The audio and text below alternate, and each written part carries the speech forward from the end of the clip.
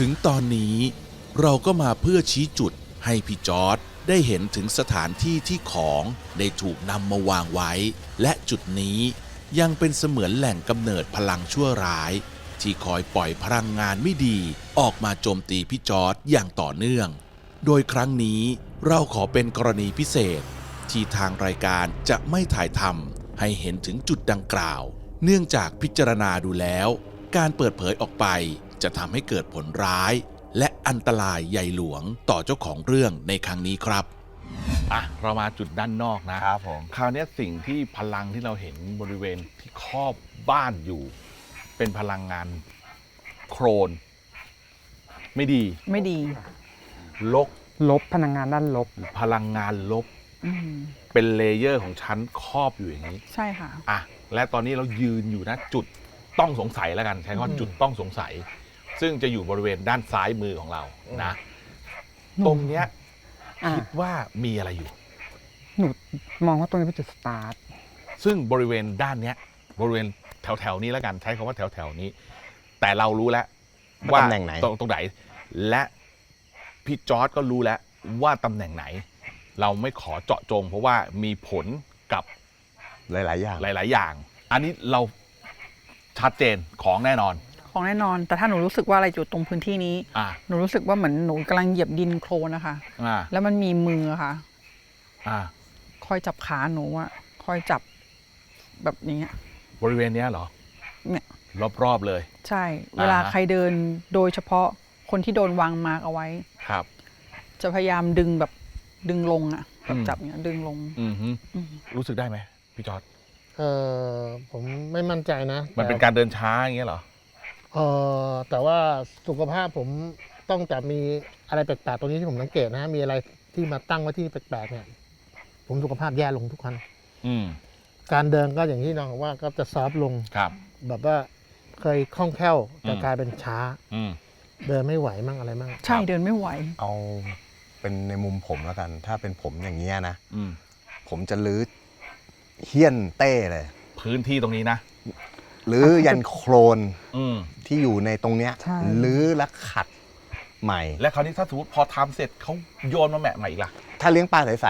ใช่ ถ้าเป็นหนูนะ หนูจะเรียงน้ำใสเลย ๆอืม ก็คือทาสีฟ้าเลย แล้วก็เอาน้ำใสลง แล้วก็เอาปลาลงเลยที่คุยกับพี่เต้ คือตอนนั้นว่าจะง่ายว่า อืม น่าจะอยู่ตรงนี้แล้วอาจจะมีอะไรปิดอยู่อะไรอย่างเงี้ยเนอะแต่พอมาดูไม่ใช่ อืม มันกลายเป็นว่าละลายไปแล้วเรียบร้อย อืม เพราะมันคือดิ ที่ น เขาเรียกว่าฝังรูปฝังรอย เพราะมันคือดิน อืม เรารู้แหละว่ามีนะ พี่จอร์ด ครับ ถ้าเราจะไปชี้จนถึงห้องนอนเนี่ย หรือจนถึงตัว หรือจนถึงสถานที่ต่างๆ เราคงไม่ทำอย่างนั้นดีกว่า เรามาใช้เรื่องของการป้องกันดีกว่า ถ้าเรื่องของการทำเนี่ย ผมว่าพี่จอร์ดน่าจะรู้แล้ว อันเนี้ย ว่าใคร อันนี้เป็นเรื่องของทางของพี่จอร์ดเองแล้ว อันนี้เป็นกรรมหนึ่งเนาะที่เกิดขึ้นกับการกระทำไม่รู้ตั้งแต่ชาติปางใด คราวนี้เราคงส่งเรื่องนี้ได้เท่านี้พอ ป้องกันได้ไหมครับเรื่องนี้ ผมนึกถึงตอนที่ออฟคุยเมื่อตอนเย็น ว่าแม่ตะเคียน ต้องการลงน้ำ อืม อันเนี้ยผมกำลังคิดกับออฟว่ามีตำแหน่งเนี้ย ก็อีกตำแหน่งหนึ่งที่ทำได้ กับอีกตำแหน่งหนึ่ง อืม คราวเนี้ยก็ต้องไปดูว่าต้องเวทน้ำหนักแหละว่าจะเอาตำแหน่งที่ให้ได้เงิน อืม หรือจะโปรเทค สุขภาพ พี่เขา อืม อย่างนี้ครับ เดี๋ยวผมจะเล่าให้ฟังก่อน สถานที่แห่งเนี้ย มีแม่ตะเคียนอยู่ ครับ เดี๋ยวคนดูจะงง อ๋อใช่ ว่าอะไร อ่า คือ มื้อเย็น พอเรามาถึงเนี่ย เรามาเจอแม่ตะเคียน แม่ ล้วกั ตะเคียน ซึ่งเราได้สื่อสารไปแล้ว ครับ มีการว่าท่านเนี่ย อยาก ล ล ง ง น้ น้ำคราวนี้เราก็พยายามชี้จุดให้ดูว่า จะลงตรงนี้ ำก็ดีนะ ดีกว่าไหม อ่า เพราะว่าในเรื่องของห่วงจุ้ย เงิน ใช่ อะไร ลงตรงนั้นเนี่ย อ่ จะทำให้เงินดี เงินดี แต่คราวนี้อยู่ๆเรามานึกถึงว่า อืมใช่ จุดนี้หรือเปล่า ใช่ ที่ท่านอยากลงเดี๋ยวว่ากันนะ ใช่ อันนี้เป็นหนึ่งตัวเลือก ถ้าสมมติท่านมาลงที่นี่ จะป้องกันได้เหรอ โอ้โห เงินอาจจะไม่สะพัด อ่า อย่างที่ตั้งหมายตั้ง อ่า เป้าไว้ อ่า แต่ว่าไม่ติดลบแน่นอน ไม่ติดลบ แต่สุขภาพอะชัวร์ ทุกอย่างดีขึ้น ทุก ต อ ร ย่าง ง ดี นี้ถูก ขึ้น โปรเทค สว่างขึ้น คุ้มครอง แต่ผมเชื่อว่าเงินอ่ะพี่จอร์ด พี่จัดมีแล้ว คงหาได้ เอาสุขภาพก่อน เพราะว่ามันไม่สามารถที่จะให้ใครมาช่วยได้เรื่องแบบเนี้ย มันมีอยู่2 ทาง มีทั้งการปฏิบัติ อืม และเป็นพิธีกรรม อ่าฮะ อันดับหนึ่งการปฏิบัติเนี่ยคือแอร์เห็นหลวงพ่อโลกเทพอุดรหรือองค์นั้นน่ะและแอร์เห็นพี่ใส่ชุดขาว เอา และ แล้ว เดินปฏิบัติตาม ครับ เป็นคล้ายๆ กับเด็กถือย่ามเลย อืม ปฏิบัติตาม หนูไม่รู้ว่าทำไมแต่ท่านไม่ได้ให้เห็นว่าให้พี่ใส่ชุดผ้าเหลืองนะแต่หนูให้เห็นว่าพี่เป็นผู้ปฏิบัติตามเดินปฏิบัติตามไปเรื่อยๆเรื่อยๆเรื่อยๆจนกว่าจะถึงวาระหรือหมดเคราะห์หมดโศกตรงเนี้ยแล้วจะหลุดพ้นอันนึงภาพที่เห็นเป็นพิธีกรรม พิธีกรรมเนี้ยเหมือนอยู่ในโบสถ์หรืออะไรสักอย่างหนึ่งเวลากลางคืน มีแสงเทียนรอบอยู่ตรงกลาง พี่นั่งขัดสมาธิทำพิธีกรรมอะไรบางอย่างจากผู้มีฤทธิ์มีคาถาอาคม แล้วก็ถอนบางสิ่งบางอย่างออกจากตัว ย่ สองภาพเนี้ย เขาเรียกเป็น ชัด การ มาก ทำอะไร ถอนของ ถอนของ ถอนของ แต่จะมีหลายรูปแบบ นี่คือการถอนของถูกไหม ใช่ครับ คือพิธีหนึ่ง แต่ส่วนใหญ่ของผมเนี่ยจะทำน้ำมนต์ อ่า ทำน้ำมะพร้าวเนี่ย อ่า ถอนของ ครับ ของผมก็จะเป็นอีกวิธีหนึ่ง อืม แต่อันเนี้ยก็จะใช้แล้วแต่เกจิอาจารย์ว่าบางทีท่านใช้กสิณไฟ อืม ถอน อืม แต่ของผมเรียนทางทำน้ำมนต์อย่างเดียว อืม ผมก็จะใช้แต่น้ำมนต์ อืม เป็นอย่างนั้น ถ้าหนูขยายความภาพที่หนูชัดขึ้นแล้วกันเนาะ อืม คือผู้ที่ทำมีฤทธิ์มี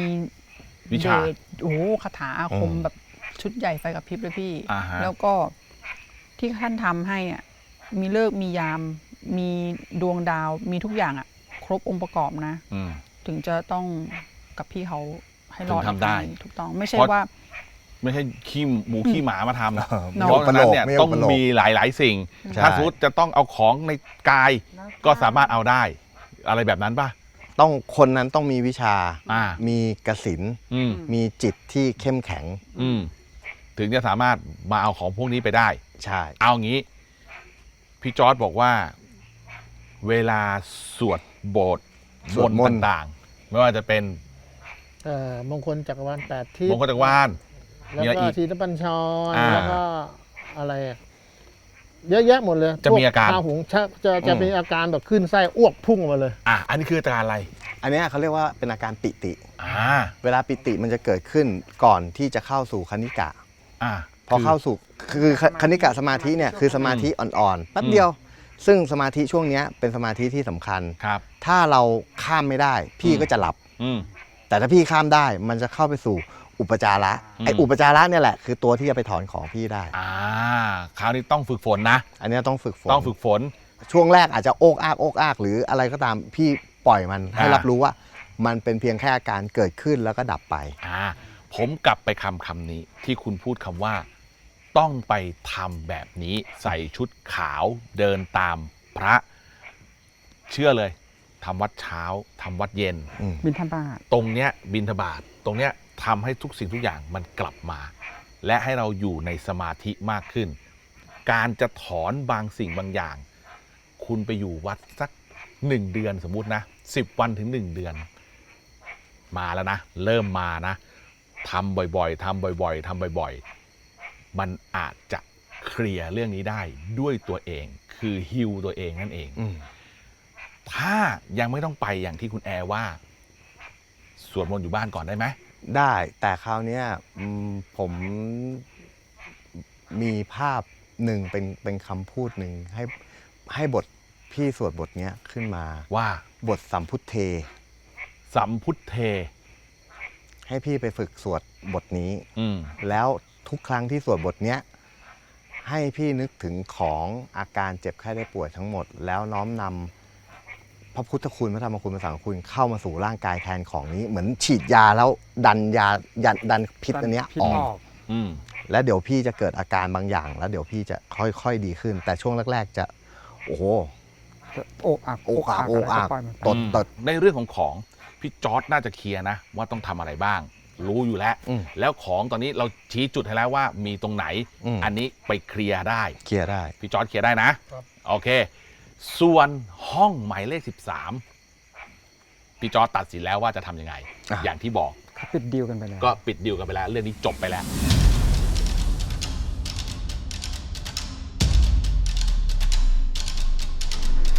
ถ้าโดยทั่วไปเขาก็คือเลขอาถรรพ์แต่ในสำหรับของอีซีใช่ไหมคะเลขนี้สามารถให้คนทั่วไปเนี่ยรวยได้ ด้วยจิตมันเป็นกำลัง เลข1คือเป็นเรื่องของความคิด เลข3คือมีพละกำลังคิดและทำจึงสำเร็จค่ะอันนี้ในทางโลกนะถือว่าดีเลขนี้ทำให้รวยได้ ไม่เกี่ยวว่าจะต้องแบบเป็นเรื่องไม่ดี มันก็จะเปลี่ยนฐานะ 1. คิดเหมือนกันค่ะแต่จิตผูกอาฆาตเพราะมี3เป็นกำลัง3คือความสำเร็จบวกกันเป็น4ปุ๊บเป็นการสื่อสารทางโลกวิญญาณทีนี้พอมีวิญญาณหรือคนที่ตายในห้องนั้นนะคะเขาจิตมีกำลังเขาถึงมีฤทธิ์ถึงบอกว่าเป็นเลขอาถรรพ์ไงทำให้วิญญาณเนี่ยมีพลังเพิ่มขึ้นเป็นห้อง13ใช่ค่ะ การที่จะทำเกราะคุ้มกันคุ้มครองจากดวงยานสีดำต่างๆ ในพื้นที่หรือเป็นพื้นที่เข้าปะทะ อาจจะต้องมีดวงวิญญาณมีอะไรเต็มไปหมด อันเนี้ยเราจะเคลียร์ยังไงให้ทุกอย่างเนี่ยจบได้ อันเนี้ยอาจจะต้องให้ ทำบุญใหญ่ ทำบุญใหญ่ยังไงต้องท อืม ำแต่ว่าอย่างน้อยเราก็ต้องสร้างบาเรียคุ้มครอง อาจจะเชิญแม่ตะเคียนมาลงอ่างนี้ อือฮึ เพื่อคุ้มครองตัวบ้านและแอเรียที่ตัวพี่จอร์จเนี่ย ครับ ไปอาศัยอยู่ อืม เพราะตำแหน่งตรงเนี้ยมันครอบคลุมทั้งแอเรียที่พี่จอร์จโรงทำงานห้อง อืม ทำงานของพี่คุ้มครองหมด อืม เพราะว่ามันจะแยกอย่างที่บอกว่าแยกคนละส่วนกับอีกฝั่งหนึ่ง อือฮึได้แต่เขียนคุณมีอีกทางไหมมีทางอื่นไหม ที่แอร์เห็นเลยแล้วกันเนาะตั้งแต่ต้นรายการจนถึงตอนเนี้ยก็ยังเห็นมีหลวงพ่อหรือมีหลวงปู่องค์นึงอ่ะ อืม ที่ถือไม้ตะพดที่มีหัวพญานาค อืม หรือเป็นสายเดียวกันเนี่ยพี่ อืม แต่แอร์ว่าองค์นี้แหละใช่ คุณกำลังจะบอกว่าองค์ที่เคยมาเคลียร์เรื่องห้องเบอร์ 13 ป่ะ ไม่ทั้งหมดมัน อืม ไม่จำเป็นเป็นองค์เดิมแล้วแต่ละองค์ที่จะมาเนี่ยคือเอางี้ภาพนั้นนะมันชัดเจน ครับ ภาพที่มันชัดเจนนั่นแปลว่าท่านต้องมาบ่อย อืม ๆการที่ท่านจะมาบ่อยๆคือท่านจะเวียนองค์มาก็ได้ อืม ท่านจะแบบองค์พี่องค์น้องสมมติมีทั้งหมด10 องค์ อืม 3 เดือนมาที3 เดือนมาที3 เดือนมาทีเพราะว่าที่ตรงเนี้ยมันบรรทับถมด้วยจิตวิญญาณที่มันมากมายมหาศาลฉะนั้น ครับ คือมันต้องพึ่งบุญบารมีของผู้มีฤทธิ์มีอำนาจ อืม มีบารมีที่สูงส่งเพื่อที่ปลดปล่อยดวงวิญญาณเหล่านี้เพื่อไปสู่ภพภูมิใหม่หรือเขาไปเกิดใหม่ ครับ ล่าสุด มีพระมาที่นี่บ้างไหมครับ ล่าสุดมีพระมาไหมก็มีนะแต่ผมได้ข่าวเฉยๆว่าลูกน้องบอกว่ามีพระมาหา แต่ว่าเขามาก็มายืนแล้วก็มาลงจากรถตู้ก็อารัตนาอะไรก็ไม่รู้ ครับ แล้วก็ไปเลย เพ่งเฉย ทุกสิ่งทุกอย่างเหมือนมีเวต้องมา อย่างเช่น องค์ที่มาเคลียร์ห้องหมายเลข13 ก็อยู่ๆก็มาจอดรถข้างหน้า ถูกต้อง แล้วก็แวะเข้ามาที่นี่ ใช่ทั้งที่ไม่เคยรู้จักมาก่อน หรอ แล้วก็ไม่มีเหตุเลย อยู่ดีๆขอเข้าไป นั่นแปลว่า ก็องค์เดิมกันไหมล่ะ องค์ที่เคลียร์วันนั้น ละองค์ ไม่มีเบอร์โทรไม่รู้จัก ไม่ ว่า รู้จัก ท่านเป็นใครจำไม่ได้ว่าชื่ออะไรด้วย ใช่ครับ ๆถ้าอาจจะมาแค่วันนั้นก็ได้นะ อ่า นี่ไงพี่เจหนูถามว่าแล้วแต่ละองค์อ่ะองค์เดิมไหมไม่ใช่ ไม่ใช่ แต่ว่าทุกองค์อ่ะที่มาด้วยการไม่แสดงตน อ่า แล้วทุกการที่ไม่แสดงตนอ่ะ เป็นยังไง อืม ทุกอย่างมันก็เคลียร์เพราะทุกอย่างอ่ะต้องโดนเคลียร์ อันนี้อยู่ที่พี่จอร์ดแล้ว เพราะว่าวันเนี้ยพี่จอร์ดรู้แล้วว่าจะต้องทำยังไงทำละกันเพื่อตัวเราเองนะ ผมจะบอกงี้ครับ ตลอดทั้งรายการ ผมรู้สึกผมอึดอัดบางอย่างกับการบอกว่าพี่จอร์ดเนี่ยเป็นคนสวนเป็นคนดูแลที่นี่ ผมเอางี้ละกันผมไม่โกหก คือพี่จอร์ดเนี่ยเป็นคนคนหนึ่งที่อยู่ที่นี่ แล้วก็เขาเรียกว่าอะไร มีอำนาจที่นี่ละกันเนาะผมไม่อยากบอกว่าเป็นคนสวน เพราะว่าเดี๋ยวคุณจะงงฟังไปฟังมา ทำไมคนสวนรู้อะไรเยอะจังทำไมมี เก่ง บุญ ขนาด บริ นี้ การ ทำ อะไร ไม ขนาดนี้ มีคนรักขนาดนี้ทำไมมายินอะไรอย่างนี้ แต่ด้วยที่ว่าเราไม่สามารถให้เห็นหน้าตาได้ละกันเนาะขออนุญาตจริง ๆ มีหลากหลายเรื่องราวที่มันไม่สามารถ เรื่องบา เปิ ง ด เรื่อง เผ มัน ย ก็ ได้ พับลิกไม่ได้ นะทุกคนอาจจะบอกว่าโอ้โหอึดอัดจังเลยเรื่องนี้ เพราะว่าไม่สามารถเปิดเรื่องได้หลาย ๆ เรื่อง ผมบอกกันว่าเป้าหมายของรายการ เรามาช่วยคน เพราะฉะนั้นบางเรื่องถ้ามันเปิดเผยไม่ได้ ก็คือ เป็ ไม่ น ได้ สิทธิ์ของเขา และเป็นสิทธิ์ที่ทางรายการอยากจะต้องปิดบังเรื่องนี้ ให้กับคนที่มาออกรายการให้เราด้วย วันนี้พี่จอร์ดครับ ครับ มีอะไรสงสัยอีกไหมครับ ไม่มีครับ เคลียร์หมดนะ เคลียร์ครับ วันนี้เราถือว่าเรามาเคลียร์ให้พี่จอร์ดนะ ครับผม โอเค วันนี้คุณออฟมีอะไรจะฝากไหมครับ ก็ เรื่องบางเรื่องอะค่ะมันเป็นอยู่อะไรที่เรามองไม่เห็นแบบลึกๆมากๆอย่างเงี้ย ครับ ก็ไม่ใช่ว่ามันจะไม่มี หรือเรื่องบางเรื่องที่เราคิดว่ามีเนี่ยบางทีอาจจะไม่มีอะไรเลยก็ได้ เพราะฉะนั้นทุกอย่างเนี่ยจะรู้ได้ยังไงก็คือสติ ครับ เมื่อไหร่ที่เรามีสติอะเราจะรอดพ้นจากทุกอย่าง ครับ คือผมขอพูดในแง่มุมของคนใช้ชีวิตแล้วกัน อืม คือในหลักการครองเรือนที่พระพุทธองค์ทรงตรัสเนี่ยท่านบอกด้วย 4 อย่าง อืม กามกินเกียรติและกุศล อืม เพราะฉะนั้นข้อใดข้อหนึ่งที่มันขาดตกบกพร่องไป พยายามอย่าให้มันขาดตกบกพร่อง อืม แล้วความเป็นครอบครัว ความรัก ความสมัครสมานสามัคคีเนี่ยมันจะอยู่ร่วมกันได้ ครับ เนี่ย4 อย่างเนี้ย อืม ปฏิบัติให้ครบ ครับผม อืม คุณแอร์ครับ ของแอร์ส่วนตัวแอร์ไปมองถึงเรื่องการอภัยค่ะ อืม ถ้าหากว่าคนจะอยู่ร่วมกันน่ะไม่ว่าจะอยู่ร่วมกันในสถานะแบบใดก็แล้วแต่ ถ้าคิดจะอยู่ร่วมกัน อยากจะมีสามีคนเดียวกัน หรือจะมีวิบากกรรมคนเดียวกัน ก็ถือว่ามันไม่มีอะไรที่มันลงตัวไปทั้งหมดหรอก ครับ แต่ถ้าอยากอยู่ร่วมกัน คุณก็ต้องให้อภัยกัน คุณก็ต้องอยู่ด้วยกันแบบสันติ คุณเลือกเขาเป็นคู่สามีแล้ว คุณก็ต้องยอมรับในสิ่งที่เขาเป็นด้วยเช่นกัน อืมอันนี้ฝากบอกไปถึงคนอื่นๆด้วย อืม ผมบอกเลยว่า คุณอาจจะไม่ได้เกิดมาโชคดี หรือมีบุญ หรือมีสิ่งศักดิ์สิทธิ์ที่ดีอยู่กับตัวคุณเหมือนอย่างพี่จอร์จ